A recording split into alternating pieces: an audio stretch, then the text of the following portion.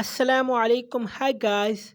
Today's video I'm going to teach you how to fix alarm not ringing sounding on iPhone in iOS 15.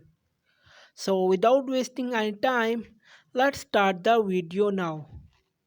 Method 1 is turn off attention aware feature. To do this, launch settings app on your iPhone. Then you have to tap on Face ID and passcode. Enter your iPhone passcode. Here, you have to turn off attention aware feature. So friends, if this method doesn't work, then move on to the next method. Method 2 is change alarm sound. To do this, launch clock application on your device, then select alarm and then choose your alarm time. Here, you just have to tap on sound. Now select other sound from here,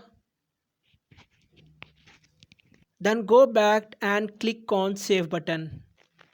So friends, these are some possible methods that will help you solve the problem of alarm sound.